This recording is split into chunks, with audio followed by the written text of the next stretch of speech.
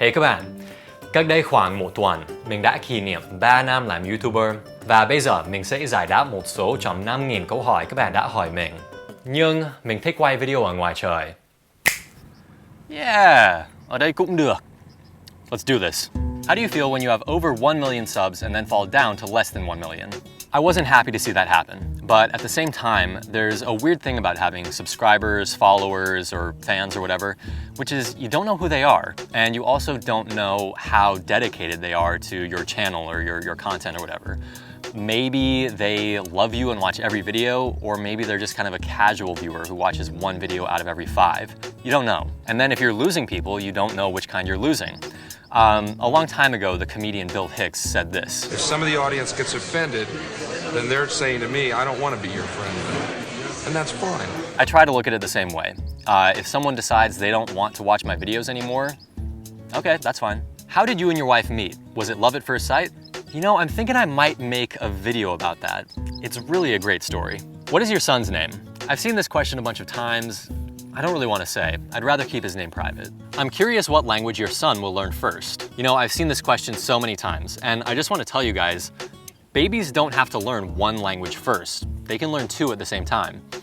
In the case of my baby, I speak English to him. My wife speaks Vietnamese to him, and she and I usually speak Vietnamese together. So he's getting both languages. Your son was born in Vietnam, right? So is he a Vietnamese citizen or a US citizen? He's both, actually. He got his US passport just a few weeks ago. I hope your son won't go bald. Do you hope so? I hope so, but I think he probably will. What is your favorite place in Vietnam? Well, I haven't been everywhere, but my favorite so far is Ha Giang. Beautiful place. What is the most hypocritical thing you've seen in Vietnam? The most hypocritical thing, I'm not totally sure, but one hypocritical thing is a lot of people who make a big show of how much they love Vietnam while simultaneously throwing trash everywhere. Like in the trip that I made to Ha Giang with my wife a few years ago, we stopped in this one forested area. Looks really nice in the photo, right? But the thing you can't see is all of the garbage left on the ground by picnickers. And a lot of those picnickers had their Vietnam shirts and Vietnam stickers on their helmets and Vietnamese flags on their bikes. It's kind of like, wow, you're so busy loving your country that you can't even take the time to keep it clean. Now, don't get me wrong, that same hypocrisy exists in other countries too, including my own to some extent. But it seems particularly strong in Vietnam. Do you get recognized a lot? Yes, all the time. What should I do if I saw you in real life? Well, go ahead and say hello, but keep in mind that you're a stranger to me. And I might be busy, I might be stressed out about something, I might be just in a bad mood. So I can't promise you that I'm gonna be super warm and friendly, or that I'm gonna take the time to talk to you or take a photo with you. How has fame changed you? Well, I really don't think that it has. First of all, keep in mind, I'm not that famous. A lot of people know who I am, but I'm not living some kind of glamorous stars lifestyle. I still ride the same Honda Wave that I had before I was a YouTuber. I'm still living in the same apartment. I don't think that any of my friends or family would look at me now and say, oh, fame has changed him. He's not the way he used to be. Some commenters online have said, oh, fame turned Dan into an asshole. That's not true at all. I've always been an asshole. A bit of an asshole, not a complete one. Have Elight ever contacted you to talk about what you said in your videos? Okay, there were a number of questions about Elight. If you're totally bored of that whole saga, you can skip to this time code in the video. So to answer your question, they did contact me once, or they tried to. After I made the video in August with my parents, they sent a message to a mutual acquaintance, and then the mutual acquaintance told me that Chang wanted to talk to me and maybe appear in a video with me to discuss and explain the mistakes that they made in their videos. It wasn't really clear to me, and I said, you know what? They've got their own YouTube channel and their own Facebook pages. They can respond to this however they want, but I'm not gonna appear in a video with Chang in order to absolve them of their mistakes. There are a lot of English centers which have the same mistakes like Elight, but why do you hate only them? Well, it's really just that Elight's mistakes and dishonesty were so public. In the case of the first video that I made in August, I didn't set out trying to focus on them. It was just that I found the most mistakes in their videos. In the case of the copyright thing with Hauer back in January, I didn't go looking for something that Elight was doing, I just stumbled upon it. And in the case of the book, you know, it's a public book, which they promoted heavily on Facebook. Anyone else could have looked into it. I think that with a lot of other centers that make mistakes or aren't totally honest, those things are sort of more private, like in the classroom. So it would be hard for someone like me to really look into it. How long did it take you to finish the Truth About Elight's book video? It took a long time, but you know, all of my videos take a long time to make. I think that one maybe took about 10 hours more than usual. Dan, you don't like gà luộc. How about your parents, your wife, and your kid? Do they like it? Well, my kid is too young to be eating it yet. My wife likes it and my parents don't. I've found very few Westerners who like boiled chicken. Hey Dan, are there any Vietnamese dishes besides gà luộc which you think are overrated? Yeah, one of them is pho.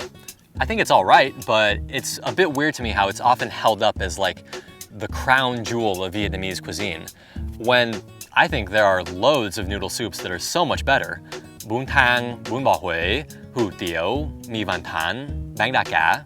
Pho is okay, but to me it's just not that special. Have you ever tried thuốc lào, and what did you think? No, I have never tried it. I'm way too scared. In this video, I actually faked it. I inhaled smoke from a cigarette and then pretended to be blowing it out from a thuốc lào. Which video game did you play when you were young? Let's see, I was a big fan of Grand Theft Auto Vice City and San Andreas, the first two Halo games, Metroid Prime games, Zelda games, Mario games, and Jak and Daxter. How do you come up with your video ideas? Well, most of them come from things that happen in my classes. Maybe a question that a student asks, or something that I see my students struggling with. And then I'll think to myself, that could make a good video. How to be a successful YouTuber like you? To answer this question, I'm gonna steal something that CGP Grey said a long time ago. Make videos that people want to watch. There's really no better advice than that. There isn't a formula that you can follow to be successful. Also, even those of us who have had success on YouTube, we know that our success isn't guaranteed.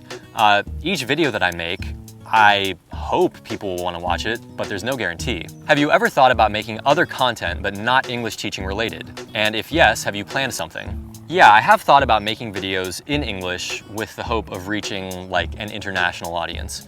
But I don't really know what kind of videos I would make. Just comedy videos? I think I could, but I don't know if I would feel very motivated to do that. Making videos like CGP Grey and explaining complicated topics, I don't know if I would really have the dedication to do all the research that goes into those. The videos that I've enjoyed making the most are the ones that require the least preparation, like my Hanoi video. That one, I got to just kind of grab my camera and go out and shoot stuff. That was a lot of fun to do.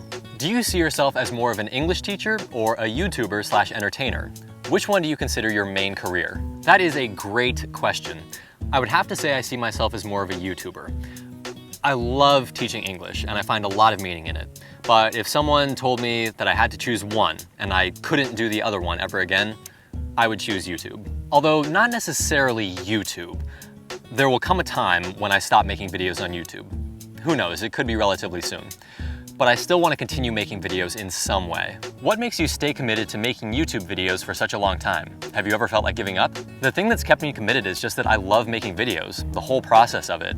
So I really haven't felt like giving up. Like I said before, I have thought about making videos that aren't related to English. I've thought about making videos not for YouTube, but I still want to make videos in some way. Where did you learn to edit video like that? I learned entirely from experience.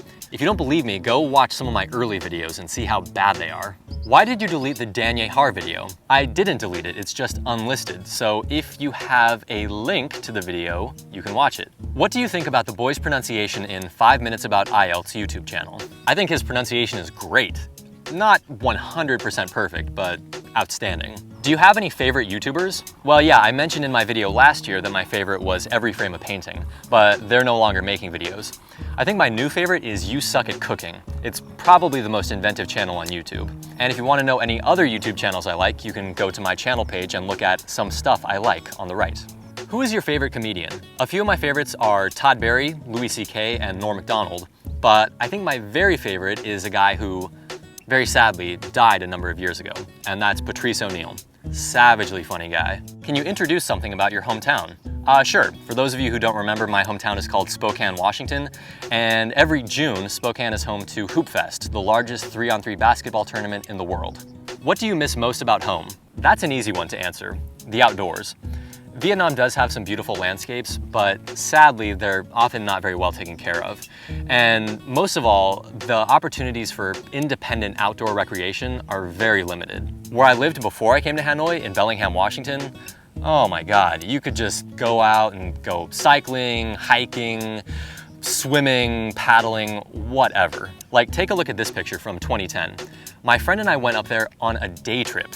We woke up in Bellingham, drove up there, hiked to the top of the ridge, and then we were back in Bellingham by late afternoon.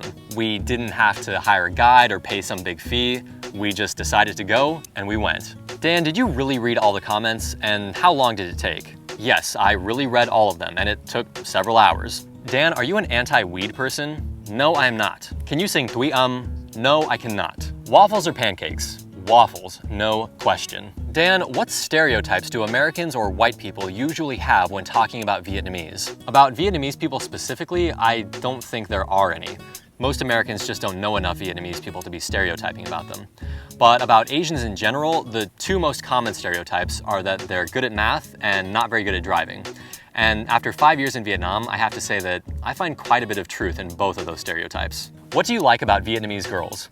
Most of all, I just find them more feminine than girls where I'm from. After a long time living in Vietnam, can you actually tell Vietnamese accents apart? Well, you know, I'm living in Hanoi.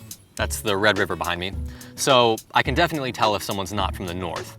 But when it comes to differentiating central and southern, I think I can do it sometimes, but I wouldn't bet money on it. Do you know how to cook Vietnamese foods? And if so, what are they? Yeah, I've made some things like cá thu sốt cà chua, thịt ba chỉ rang trái canh. I don't know, some others, bok hok quay. My mom taught me how to cook when I was pretty young, and most Vietnamese dishes aren't really that hard to learn. Fill in the blank. Star Wars is an American epic space opera media franchise? Why do you like Darth Vader? I don't know, he's a great character. You said you won't use a smartphone, but in some of your videos you have an iPhone 5. Who owns it? Yeah, that phone belongs to my wife. I'm still using a stupid little brick phone. Why don't you use a car? Well, the thing about using a car is you have to buy one first. Do you have a Vietnamese car driver's license? No, but I do have a Vietnamese motorbike driver's license. How to improve my vocabulary? Read.